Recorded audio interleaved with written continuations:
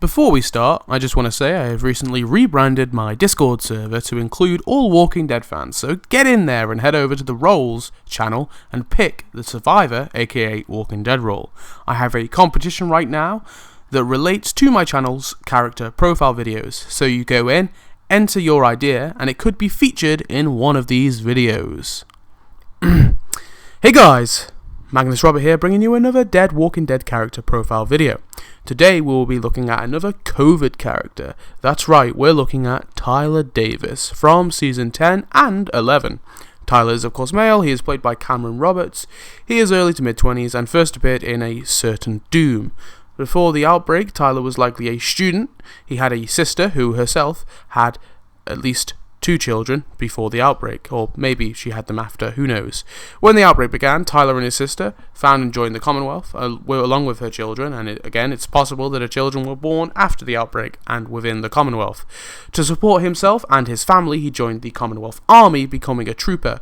This happened recently, as in Season 10, he is still on his probation period. In Season 10, sent by Lance, along with a bunch of other troopers, Tyler ambushes Eugene, Yumiko, Princess, and Zeke at the train yard, getting them to get their hands up and drop their weapons. Tyler watches Princess try to grab a knife, she gets restrained, and Yumiko gets knocked out for trying to help her. All of them are separated into various train carts, and obviously Tyler helps to do this.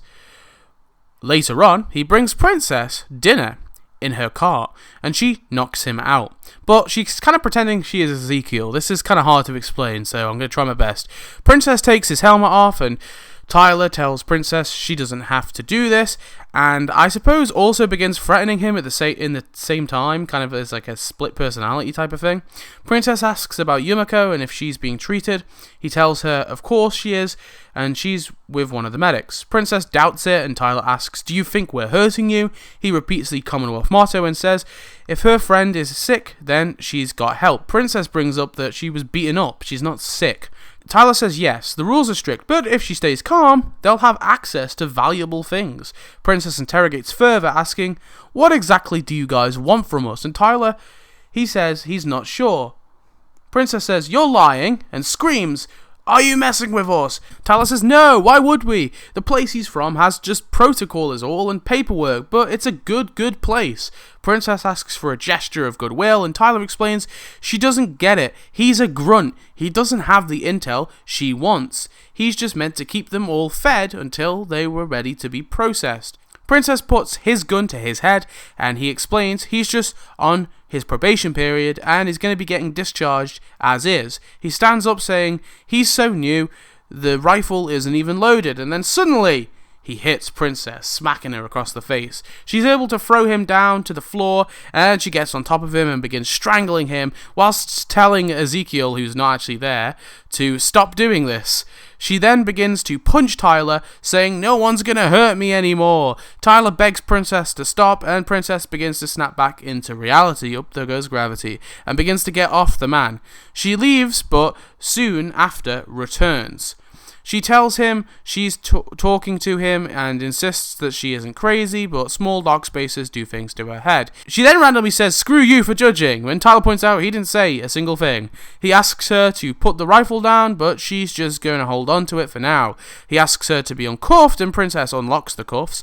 In doing so, she grunts and explains her splinter has come out. She asks if he's really gonna get busted for this, and he says of course he is. She suggests maybe they come up with some sort of story, but he asks her for the gun and says no, he has to face the consequences of screwing up, and she and her friends will have to go back to whatever shitty place they came from. She suggests she answers Tyler's boss's questions, and then he has something to offer his boss. She asks to see her friends in return, but Tyler says it's not his call, so she begins to answer the questions anyway. She doesn't know her friends' ages or where they're from. She's from Pittsburgh herself, but originally Puerto Rico. She's been on the road for a week, and they biked and walked to get here. She then tells him all of her companions' names, finally saying her name is Princess. He says that's good and asks for the rifle, and she hands it over. He then says it didn't have to be hard, the rules are quite simple. He says they just needed to know that she can play ball with them, and begins to put his armor back on. She asks, so when can she see her friends? And he says, well, right now, alerting his troopers by banging on the cart, saying, "I've got it, let's go." The train cart door swings open, revealing all of Princess's friends captured, and then Tyler puts a bag over Princess's head and begins to help her transport her back to the Commonwealth Processing Center. Now, this little scene at the end kind of messes the whole canon up of Tyler Davis, because it kind of reveals that Tyler was playing the helpless trooper role the whole time, but from his later appearances, we know that he wasn't supposed to be playing that role. That actually was him screwing up. So it's really, really confusing as to what happens, really. Like, what's the real thing? Because he bangs on the cart door, alerting the troopers, meaning that they were standing by. So I think, honestly, the writers forgot about the ending of Splinter because it makes absolutely no sense. So, to try and make it make sense, when Princess left the trooper to try and run away, likely another trooper visited and found Tyler cuffed and told him to play ball if Princess returns, and to try and get those questions and his gun back. I mean, it makes absolutely no sense whatsoever why the troopers would do that, but it's the only way it works. Sometimes the writing in this show is so inconsistent, so you have to make up some bullshit. After these events, Tyler was stripped of his uniform and fired from the army. He began to join a resistance movement that he claims was thousands strong, but we never really get to see this resistance movement, so who really knows if he's bullshitting. He somehow got a waitering job at the Halloween ball in an effort to confront Pamela, as previously he tried to reach out to her office but got no response. In Season 11, whilst at the ball, Tyler tries to speak to Pamela when she's in the crowd, but Max tells him that Pamela has a strict schedule and dismisses him. He is unhappy. He carries on serving food after this, and Pamela begins her speech revealing the painting of her father and praising herself in the Commonwealth. When she says the community protects and cares for all of its citizens, he cries out, "Bullshit!" getting the attention of everyone. He asks, does anyone believe the Commonwealth really cares for its citizens? He then asks Pamela if she knows who he is. Max tells him this isn't the time, but he notices Mercer coming with a gun, so he grabs Max hostage with a knife to her neck. He says, I just want to talk to you, and I would have died for this place, and just wants to know if Pamela knows his name. Pamela admits she doesn't know. He says his name, and also that he lost everything after one mistake. Pamela says she wants to talk, but he says, don't lie, all you care about is fancy parties and paintings, and with that he stabs the painting of William Milton. He says, we're nothing to you, just disposable. She says she sees he's her and wants to fix it and asks him to release Max. Max then whispers to Tyler that she's like him, and he says sorry and begins to back up towards the curtain. He releases Max and sprints off, heading into the haunted maze. Daryl finds him. Tyler holds a knife to Daryl and asks, are you taking me in? And Daryl says, are you going to give me a choice? Tyler says, shit, I didn't mean to do all that. I just wanted to talk to her so she could understand, but nothing will happen. Tyler goes to slit his throat, but Daryl tells him to stop. He explains how he got beaten up by a prisoner, and he's lost his apartment, and he has no way to help his sister and her kids. Daryl says, don't kill yourself, because that means your sister will have one less family member, and that's not fair. Tyler nods and puts the knife down, doing a little cry.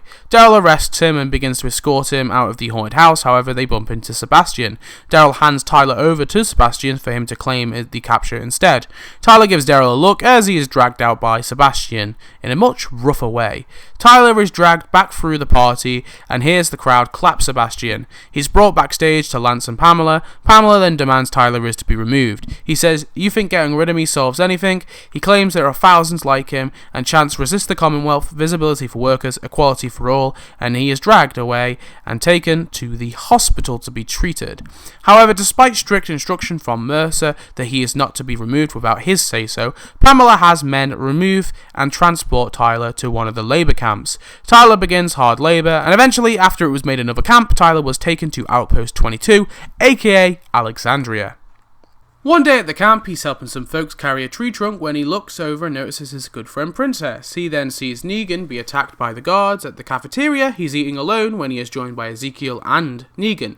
Ezekiel says they know that he stood up to Pamela and he wants out of here as much as they do. Tyler says he wants to live, but Negan points out this is barely surviving. Ezekiel says they can attack the guards, but Tyler mentions that this has happened before and it's not worked. He says there's two choices, survival or death, and points out that Negan already got a taste of the second one. Zeke says if they don't try anything, they're as good as dead. Tyler then watches Negan get dragged away by some troopers, and he turns to Ezekiel and tells him that he's on his own before finding another place to eat his dinner. Later that night, Tyler is dragged along with everyone else outside, where they witness the warden accuse Negan of spearheading a rebellion. He is watching the warden bluff shooting Negan before adding Negan's pregnant wife to the mix to be shot alongside him. Ezekiel walks out with his hands up in front of Negan, and Tyler decides to join them in shielding Negan and Annie. The warden orders them to shoot anyway, but some mutiny happens and Daryl and co come to the rescue, and the crisis is averted. Tyler watches as Rosita interrogates the warden and sets a zombie trooper onto his face. Nice. In the morning, Tyler tells Gabriel about when he was a soldier, the kids without parents were taken to an orphanage inside the city, but he shakes his head when Gabe asks if he knows where it is. He instructs Tyler to find out, and Tyler agrees to try. He then travels to the train and gets on board with the others to head back towards the Commonwealth, and Tyler must have found the location of that orphanage, as Rosita and Gabriel seem to know where it is. Whilst on the train, Tyler helps Princess set up the radio, where he comments it's weird that they're both now in a train car together, and he tells her that he's sorry.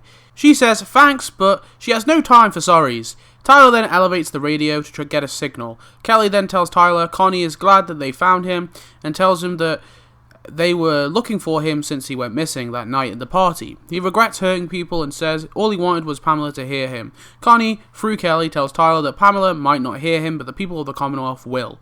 Tyler continues to hold the antenna as Princess gets a signal and talks to Mercer, where he instructs to head to the old access tunnel on the west wall. Later, they get off the train and head to that tunnel. Hiding in the bushes with everyone else, some troopers are there, but after getting a radio command, they leave and the group head inside of the tunnel. Armed and ready, they follow the tunnel through until they are led inside the Union Station, not noticing the doors are locked. Tyler shouts to everyone saying, "Come on, we're almost there," and Daryl screams, "Get down," but it's too late for Tyler. Some Commonwealth soldiers emerge and do this to Tyler Davis. Get down! Shot in the chest multiple times by the Commonwealth soldiers. It's likely he's going to turn unless he was shot in the head, but imagine eventually if he does turn, he'll be put down, and his body, who knows, maybe his sister will bury him. Either way, R.I.P. Tyler Davis. Despite it being a little inconsistent, I really like Tyler's arc of being this up-and-coming trooper, patriotic to the Commonwealth, willing to die for the community, to making one mistake, being stripped of all of his rank, and then eventually, after some, thinking and umming and ahhing, fighting against the community in an effort to change and make it better. Really awesome. He returned after his appearance in Splinter, and although I think the mystery of where he went on for far too long, the question of his disappearance was an interesting enigma that eventually was solved, if it wasn't a little underwhelming. Anyway, somehow Tyler's video got this long. I don't really know how, so I'm going to wrap it up here. Tell me your thoughts on his character, and thanks for watching. Goodbye.